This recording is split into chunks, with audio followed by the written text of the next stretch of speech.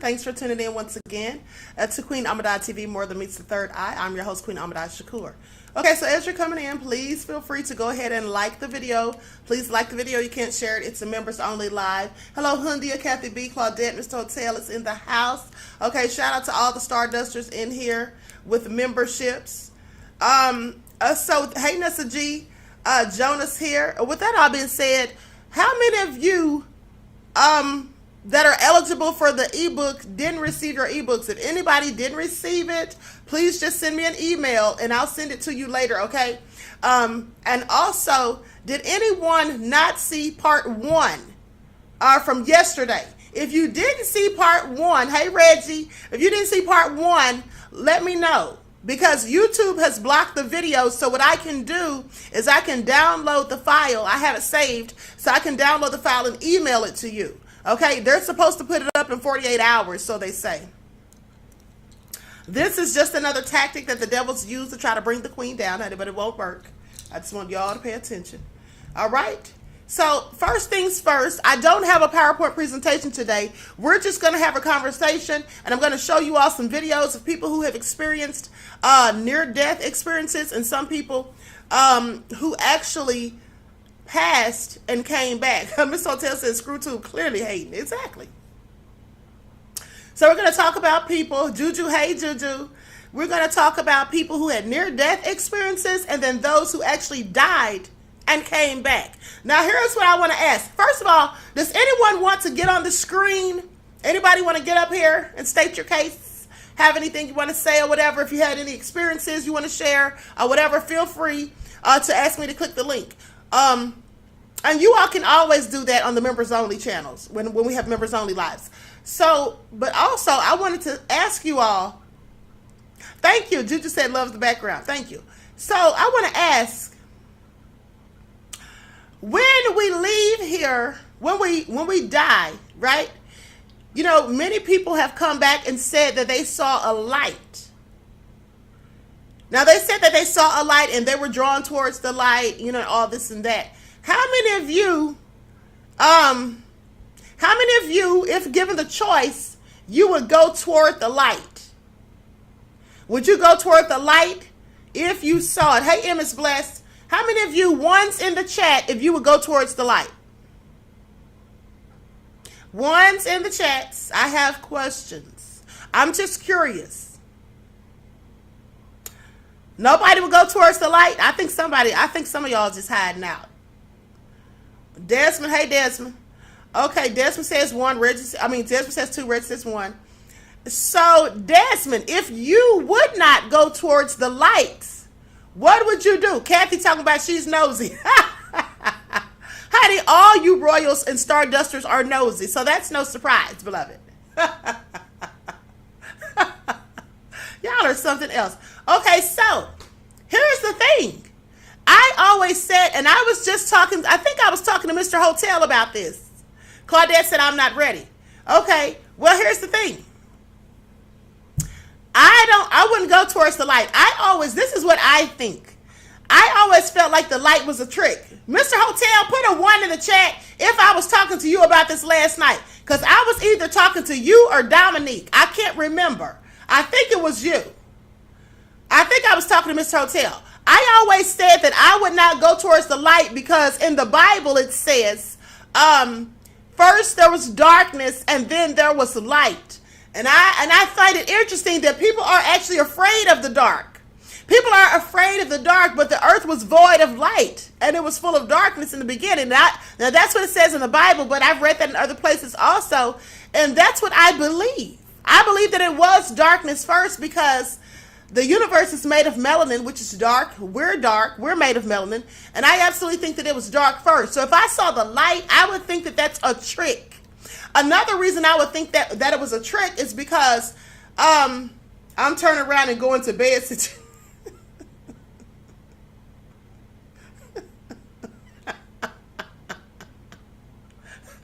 Juju, where are you going to bed at, beloved? You have a choice. Either go towards the light or go the other way. I don't know if you're going to be able to go back to bed. So, Hundia said, my mom told me those who love the dark shall stumble and fall. Okay, Hundia. Okay. I think that it's a trap. I always felt like me and my friend Dominique that was on the panel with me the other day on the other channel, we were talking one day, this was like last year sometime, and we were both saying that we felt like the light may be a trap. That if you go through the light, maybe your soul's just going to get caught up and be recycled and continue coming back again and again and again, continuously being reincarnated. Now, I don't want to keep being reincarnated. I don't want to keep coming back. At the end of the day, this world is a hot mess. So I don't want to keep coming back. I just want to leave when I'm ready to go, and I don't want to come back. So I don't think I will go towards the light because I think that's what will happen if you go towards the light. But that's just my theory. Okay, Jonah said, we are the light. I don't know if we are the light. You know, the devil is the light too. That's another reason I think the light is a trick. Because the devil himself, Lucifer's name came from illuminate. Or the word illuminate comes from the word Lucifer. Okay? So, and they say the devil masquerades as an angel of light.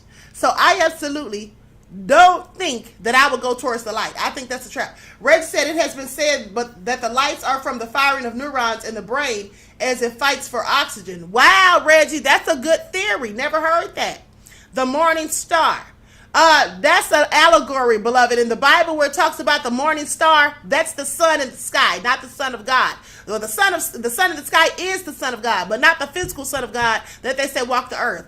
When they call Jesus the bright morning star, they're talking about the sun. If you think about any picture you've ever seen of Jesus, they usually have a glow above his head, like a rays of light, like the sunlight. Well, that's because the allegory, okay, the Son of God, when they're talking about the Son of God, that's the sun in the sky. I'm not saying Jesus isn't real. I'm just saying that picture of Jesus that we all see that's really Caesar Borgia, that's not real. That's all I'm saying. Yahshua may be real, but also they call the sun in the sky the Son of God. So these are all good theories. Okay, these are all good theories, what you all are saying. So what I'm going to do is I'm going to play the audio for you. Okay, I don't want any more trouble out of ScrewTube. So what I'm going to do is I'm going to play the audio from part 2 of that video with Oprah. Now, yesterday you all heard from Richard Lawson, but there was a lady on there also, I believe her name was Kathy, and she had a near-death experience, and she talked about what happened to her. So we're going to play that first, and then I have some more video. I have some videos from TikTok that I want you all to watch where people spoke on these things, and some more audio for you all to listen to. So with that all being said, let me put my overlay up on the screen, and I'm going to go to it. And I do believe I have something with DMX talking about he saw the devil. Okay, so we're going to talk about all of that. So likes up, everyone. Please get the likes up. Okay, here we go. Let me put this on the screen.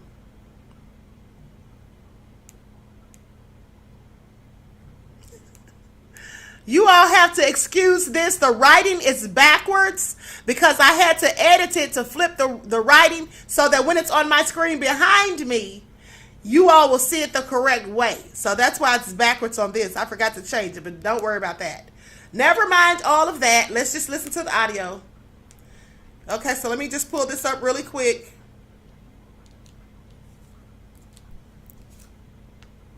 Well, I got up on my birthday on July 17th, and I wasn't feeling very well. I was kind of feeling under the weather.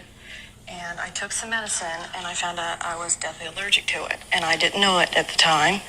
And I paged my husband. And from there on, I just started going in and out. I started to black out. And the next thing I clearly remember was being in the hospital. I knew I was there. I could hear things, but I wasn't really conscious.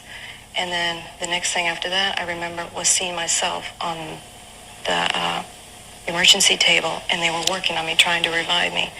And I keep trying to have one of those experiences without having an accident or anything. So I keep trying to. I said, let me leave the body. Let me leave the body. But so I want to know, when you leave, when you leave, you're conscious that you've left? Yes, you know, but you don't understand why. You're kind of in limbo. So who's on the table then? You're down there, but your conscious mind is up above looking down going, why am I down there and up here at the same time? Oh, really? You can't figure out, where are you? What are you doing? When I'm right here, but I can see myself down there, it doesn't make sense. I must be dead?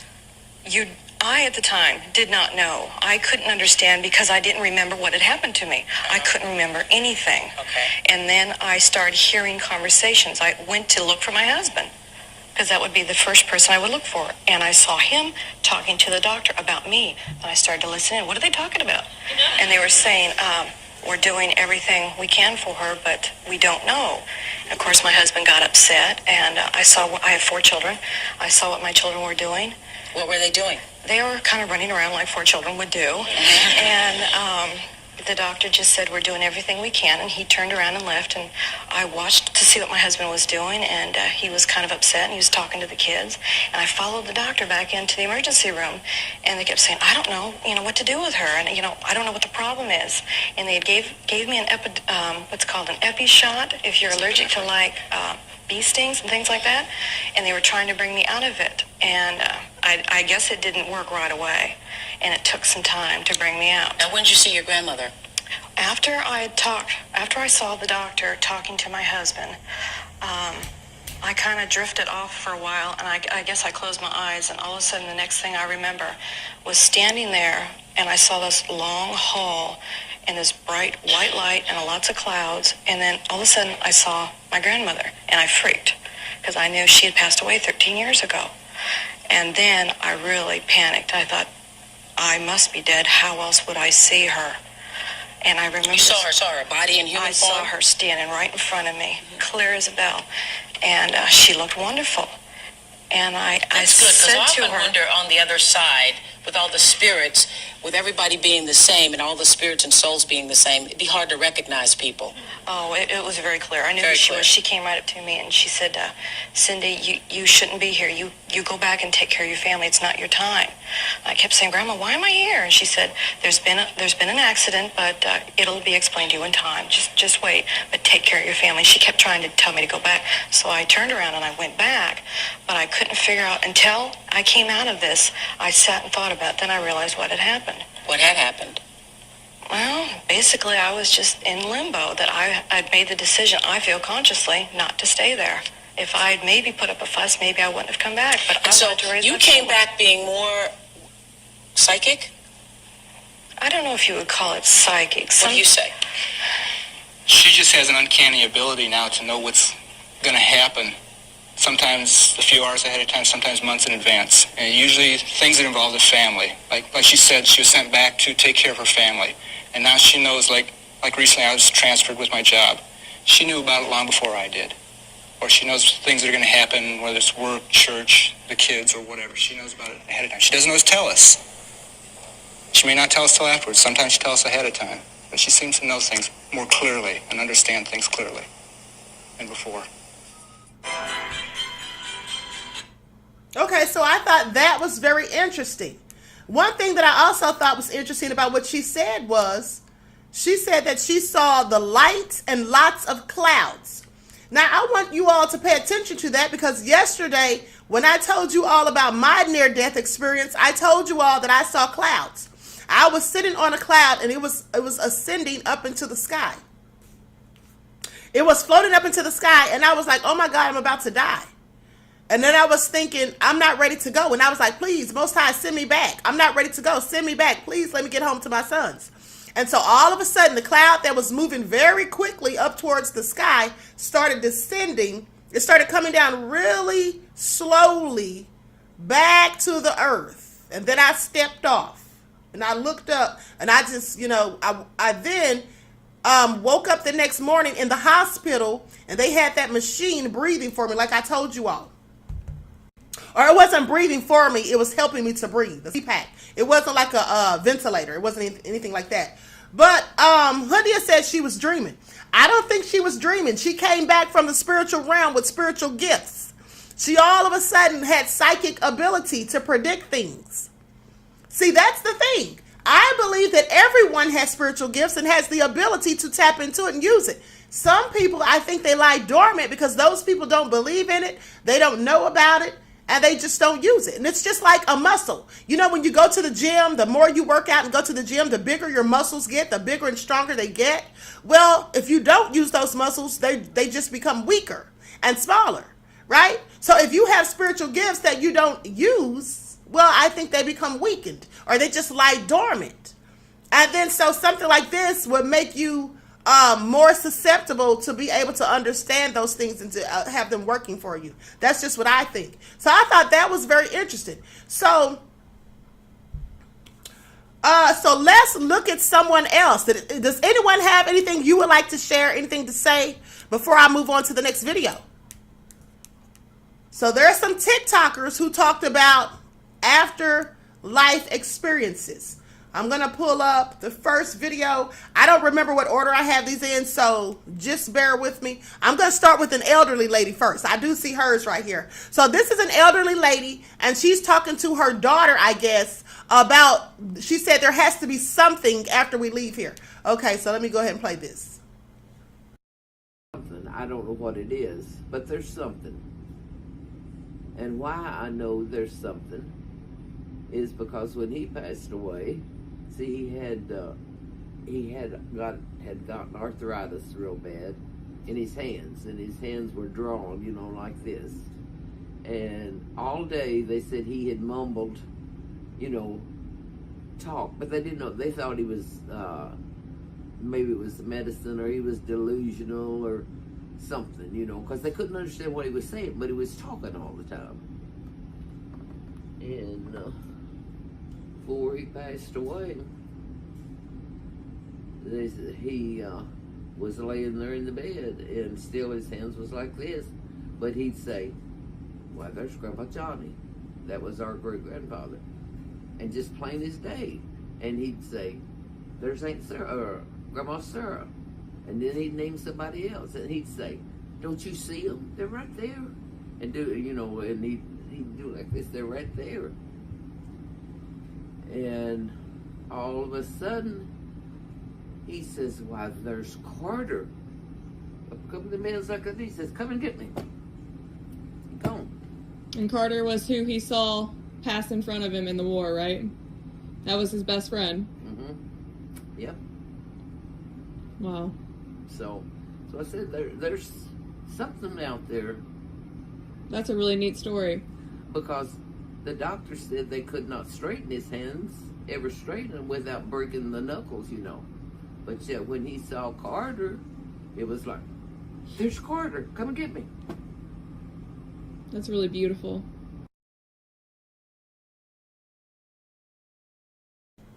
All right, bless her heart. She said her husband, when he died, he saw his best friend who was in the military with him, who he saw pass away, and he saw him and told him to come and get him, and then he left. And I'm going to tell you what I saw. There was a guy that was in the hospital. There was a guy in the hospital. I had gone to visit someone. Actually, I had gone to visit my aunt. This was years ago. My aunt had a stroke, and so I went to visit her. The family went to visit her. And there was a man there, and he was dying.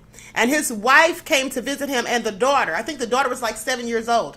They came to visit him, and he was laying there. And all of a sudden, he started looking, out into space. Like, not looking at them, but looking over in the other direction. And then he said, "I see them." And his wife was like, "Who do you see?" He said, "It's the angels. The angels are here to come and get me. They're here to take me." And he reached out his hand, and he was like, "I'm ready." And when he reached out his hand, that man drew his last breath. Now, I don't know if he saw angels or not, but he clearly saw something or somebody, and they came and took him. So what do you all think about that? Do you think that someone comes to usher you away into the afterlife? I literally saw this. He reached out his hand. He said, "I'm ready." First, he was looking, and he said, "It's the angels. The angels are here to get me." And he was ready to go because his wife had been talking about how he was in so much pain and all of that. And so she was crying tears of joy and sadness when he passed. But he said he saw angels. So I don't know. I believe that people do see things, and that people sometimes people will come to usher you into the spiritual realm. That's just what I think. But let's continue. Juju said that he would go home and get back in the bed. I could just see Juju right now having a near-death experience and seeing the light and just turning around and taking off running. That's what I can see you doing, Juju. Just turn around and running away in the opposite direction. Screaming for his life. Leah said, "Queen, those colors are beautiful on you. So much of Queen do regal." Thank you, beloved. Thank you for your kind words. Okay, so now let's look at another video and see what these people have to say. Now, after watching these videos, maybe some of you who may be doubters, maybe you'll change your minds, maybe not. Maybe maybe you have a different perception. I don't know, a different perspective. We'll see. Okay, here's the next video.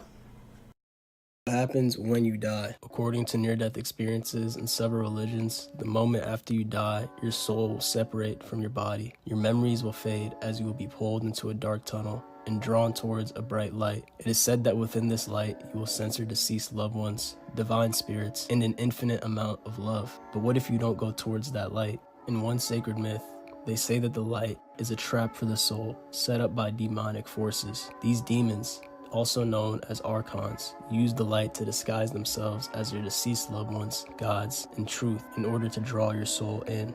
Once you are consumed by the light, they will use several different spiritual tactics to trick you to coming back to Earth. These demons do this because they feed on human suffering, so they need your soul to come back as many times as possible in order to harness and harvest your energy. Most humans fall victim to this soul trap and find themselves becoming a prisoner to the light. And so if you decide not to go towards the light and instead move towards the infinite dark void, you will be freed from the prison of reincarnation and return to your true home, where you will realize the true infinite potential of your soul. From this point, you will be given the option to travel to whatever other realm or dimension you so choose. And so after you die, you should be very careful before looking at that light, because okay, so that's what I believe. I'm with him. That's what I told y'all. That's what I think. And let me tell you something. Another reason why I think the light is a trap, I want you all to pay attention. How many of you as children or even as adults watch the show The Twilight Zone?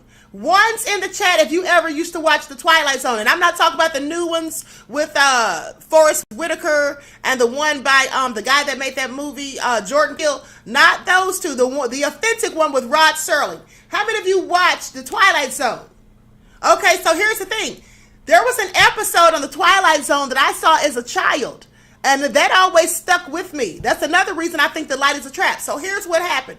In this episode of The Twilight Zone, there was a man who died. He and his dog both died. So he was on the road, like his spirit, after he died, right? He's walking down this long road. And then he sees a sign that says heaven. And there's a man standing there at the gate. So he goes to the gate to try to get in. He's like, I passed away or whatever. Can I get in?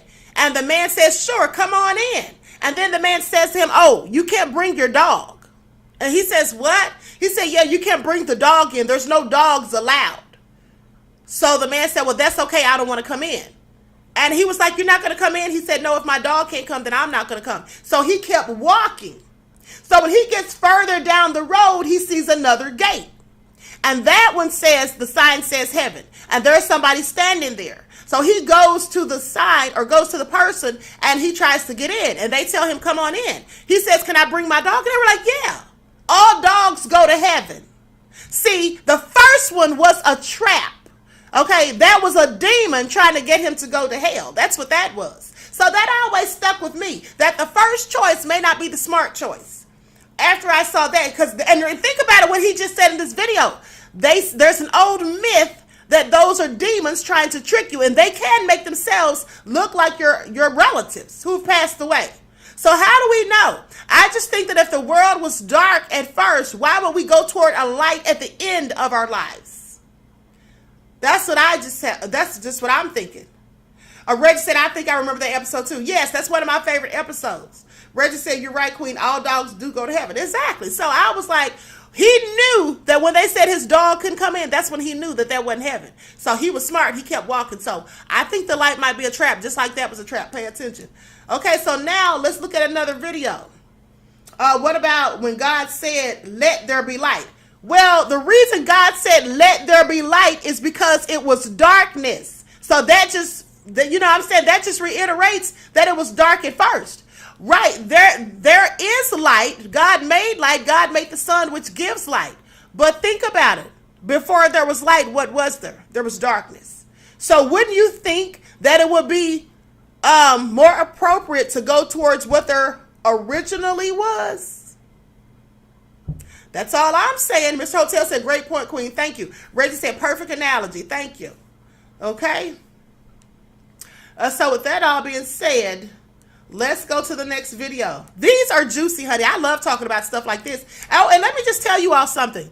For the record, we're going to start back going live on the paranormal channel because I have some juicy paranormal stories, real true life stories that I'm going to tell you all. So we're going to start going back live on the paranormal channel. Pay attention. Okay, at least once a week, maybe like on a Friday night or Saturday night or something like that, maybe. Okay, so we'll talk about that later. But let me pull up the next video.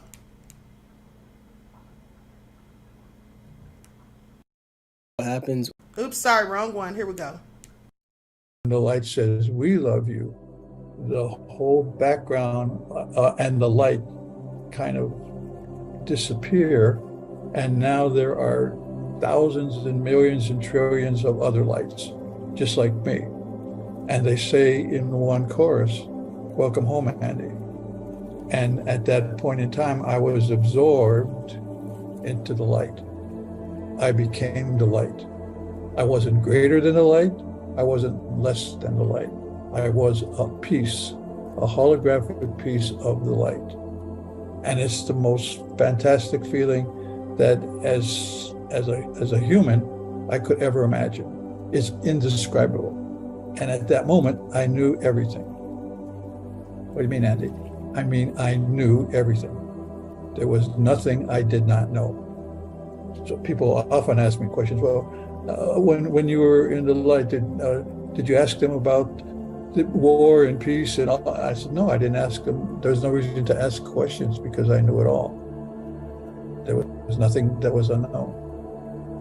And now I'm with the light, and the light is really funny. The light has a fantastic sense of humor, laughter, fun. When we were looking at my life review in the big sphere, the light would say, Andy, look how upset you got over that. You know, in the long run, it doesn't mean anything. Why don't you loosen up? Why don't you lighten up? Why don't you have more fun while you're on the planet? You're only going to be there for a little while because it's not real. Earth life is not real. It's like a play. It's like a movie. There's 8 million actors on the planet, and they're all playing a role.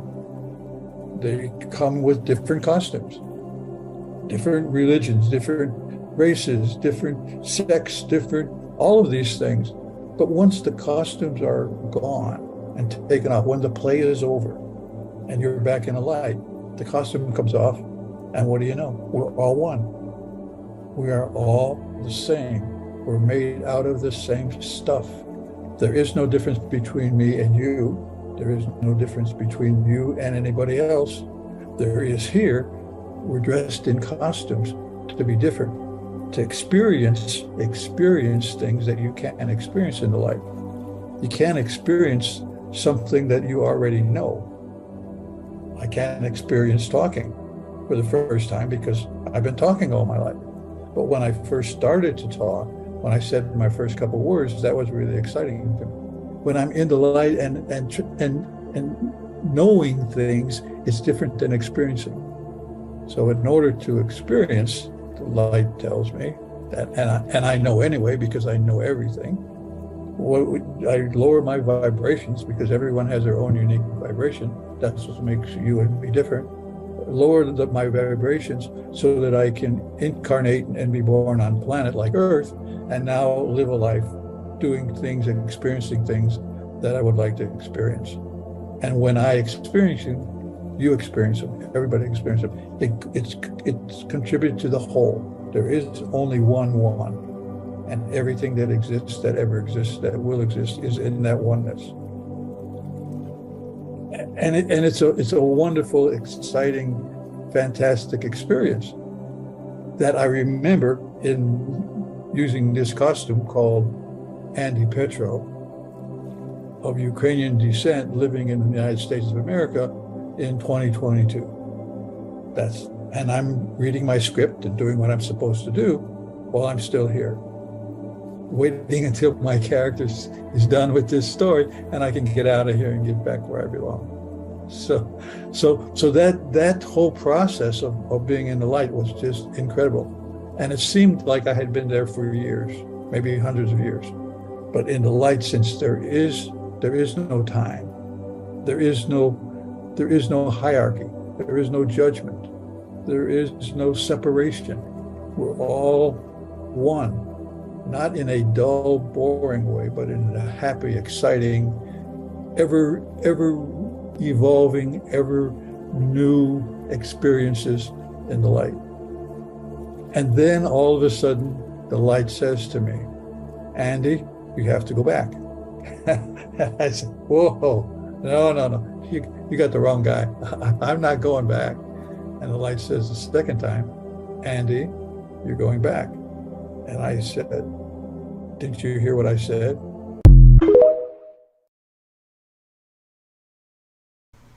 All right, so that was all interesting. In a second, we're going to listen to DMX when he talks about his encounters with the devil himself.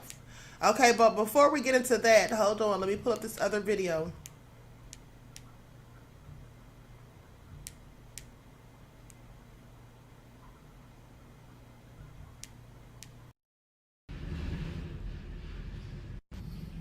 Hi everyone, my name is Suzanne O'Brien. I am a former hospice and oncology nurse, and today I'm going to share with you how there is scientific proof that life continues after we die. I've had so many incredible experiences at the bedside with those at the end of life, not just from what I've seen, but what my patients will share with me and what families will share that the patient is saying or what they're experiencing. It's absolutely incredible. When I would share these stories, there were people who said, that's absolutely beautiful, but can you prove it? And yes, in science, it's called physics, and that is the study of energy. And energy, by definition, cannot be destroyed. It can only change form. It can be a solid, a liquid, or a gas. It cannot be destroyed. It has to go somewhere. So the study of physics right now is validating that we go somewhere after our physical body dies.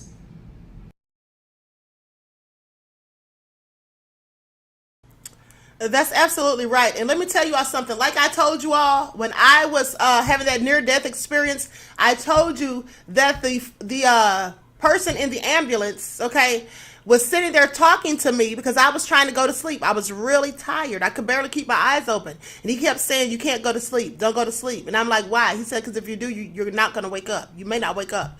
And I kept getting so tired, very tired. And then, you know, later, like the next day when I was feeling better, I asked the doctor, why was I feeling so tired? And the doctor said, because you were literally dying. And when you start to die, he said the energy starts to leave the body. So I want y'all to think about that. That's how you know that you go somewhere. Your spirit leaves, your soul leaves, because your energy starts to leave your body. So make that make sense. Your energy starts to leave your body, and so does your consciousness. Remember the first lady that spoke said that she was there, the one that was on Oprah that I played the audio for? Remember, she said that she was above herself, looking down at herself. She said her consciousness saw her on the table, and they were working on her. She specifically said her consciousness. So she knew that she was consciousness, apparently. So with that all being said, yes, the consciousness and the spirit leave the body. So where does it go? It has to go somewhere. It has to go somewhere. Either it goes into the spiritual realm or it goes and finds another body to inhabit, right? So there absolutely has to be life after death. That's why there's no need to fear death. To me, we're spiritual beings living a human existence, and the thing that makes us human is this shell that encases our soul and spirit. This shell that we call a body. So when this body is gone and it decays and goes back to the dust from whence it came, because the body isn't the energy, the spirit, the soul, the essence of your being is the energy. Think about when I told you all the etymology of the word inspiration comes from the word inspire from Latin, and it means to breathe in. To breathe in, like to give life to. In the Bible, doesn't it say that God breathed into Adam's nostrils? I just want y'all to pay attention, okay? It said that he breathed into Adam's nostrils. And so the word inspiration means inspire is to breathe life into.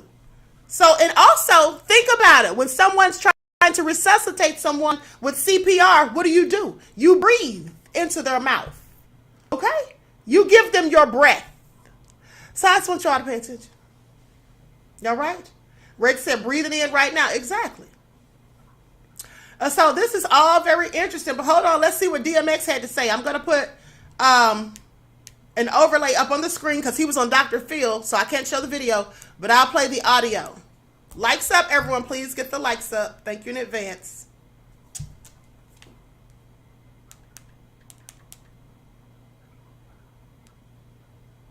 I know you haven't left me, but I feel like I'm alone. I'm a big boy now, but I'm still not grown. I'm still going through it. Pain and hurt. Soaking up. Hold on. I'm going to go back so we can hear the first part of that. When you believe, if you believe them when they tell you that you're on top of the world and you're the king, then you're going to believe them when they tell you that you ain't. So it's like, you know what? Appreciate the compliment, if it's a compliment, but I'm going to stick to what I believe about myself, and I love me. So I don't want to hear the good or the bad. You said in your lyrics, you bare your soul. Yes. So you really open up and bare your soul. And well, I want to take a look at some of the lyrics from your song. How about I pick the lyrics? Who We Be. I think you'll like these lyrics. The hurt, the pain, the dirt, the rain, the jerk, the fame, the work, the game. I like what you said. Yeah. The friends, the foes, the bins, the hoes, these studios, the shows. Why don't you just read it? I like the way shows, it comes and it goes. The jealousy, the envy, the phony, the friendly, the one that gave him the slugs, the one that put him in me, the snakes, the grass, too long to see. The lawnmower sitting right next to the tree. It's right there, just mow that grass and you see the snakes. Yeah.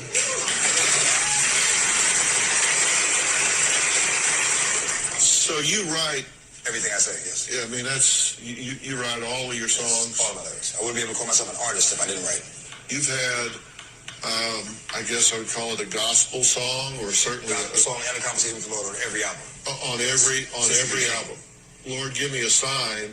I pulled some of those lyrics out. Tell me what these lyrics are and what they mean. This is a conversation with the Lord. I really need to talk to you, Lord. It's the last time we talked. The walk has been hard.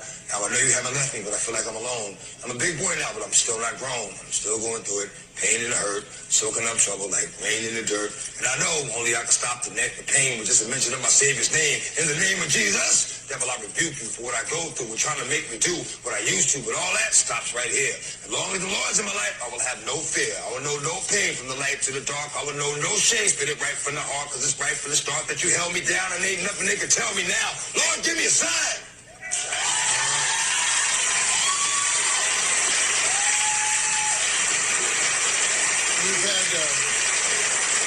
You've had a song on every album, a conversation with God. Yes. You've had and a prayer. And I think you've had three conversations with the devil. Why with the devil? Well, to make a fair decision, I think you have to be aware of both sides. And I was approached, so of course I had a conversation. It didn't mean it doesn't mean I rode with him or believed him. I just was able to recognize him by what he said to me and what he offered me. Say, oh, now I know who you are. That's why I stopped talking to him. I put out 7 albums, but he's only on 3. Right. Is there anything that we haven't talked about that you want to talk about? Anything that you want to set the record straight on? You want people to understand about you? You know what? I really don't care. I really don't. Because I get enough love from the people that know me, to get me through. I'm all right. I'm all right. Whatever you don't know about me, you won't know about me. So let it go.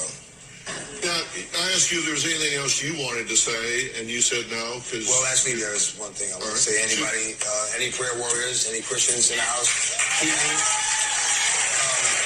Pray for me, and I pray for you. Thank you. Thank you. That's all I want to say. Yeah. In the name of Jesus. No weapon formed against me shall prosper. And every tongue that rises against me in judgment, thou shalt condemn. All right, I know you all want to hear that. I do too, but y'all know how ScrewTube is. Y'all know how ScrewTube is. They'll block it because that's a song that he's about to sing. So can't play that. But, DMX was very deep and he was truly anointed. He had a gift from the Most High, and that is why he was so sought after by the devil. You all need to pay attention. There are some people in this world who are anointed when they come here, and the devil seeks to destroy them from early on, starting from their childhood. That's the best way for the devil to try to take them out so that they never get to achieve their life's work. DMX was given drugs by an adult when he was 14 years old. That's why for years he struggled with drug addiction. Okay? He struggled with that because some grown person gave him drugs when he was only 14 years old. And not to mention he had a bad relationship with his mother. She dropped him off at some type of facility or whatever and left him there. So he had a lot of things that he went through in life. But the interesting thing to me is DMX reminds me of Job from the Bible. Remember how Job was persecuted? Remember how the devil taunted Job and told him to turn away from God and I'll give you all the things back that I've stolen from you? And Job refused, so he was persecuted. But even though he was persecuted, his children died, he got sick, he had boils all over his body and all of that stuff. In that story, Job never lost his faith in God. And I want y'all to pay attention to that, because one thing about DMX, no matter what he was going through, no matter what people said about him, no matter how he was dealing with his drug addiction or whatever, he still was always praying and still had faith in the Most High. That says a lot about who he really was as a person. That says a lot about that. His praise shall forever be in my mouth. Yes, tormented by the devil. Absolutely, Reggie. Absolutely. So, with that all being said, I guess I'm going to conclude this broadcast. His cattle died, lost all his friends, yes, and all of his children. And someone said something about DMX's children. I do believe, if I'm not mistaken, DMX has 15 children. That's a whole lot of children. He had 15 children. Okay, very interesting. So with that all being said, anybody have anything to say before we conclude the broadcast? I hope you all enjoyed it. And this should give you some insight, something to ponder on. Will you go when your time comes, when you leave this place? Are you going to go towards the lights or the darkness? Or are you going to do like Juju and just turn around and go back to bed? At the end of the day. Okay, so anyway, hold on. Let me show you all the new ebooks.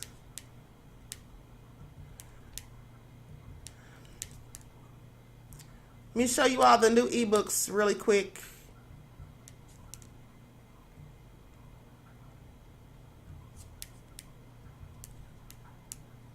Juju said this was amazing. Thank you, beloved. Tia said, great broadcast, Queen. Thank you. I'm glad you all enjoyed it. I'm glad you all enjoyed it, beloveds. Okay, so here's one of the new ebooks. Remember, I did 2 of them because I was late doing the one for July. And so I did the one for July, and then I also sent out the one for August. Okay, so there's 2 new ebooks. This one is Royal Gems for Your Third Eye. Okay. And this is all about your third eye. All information about the third eye in that one. And this one is how to know if you're spiritually gifted.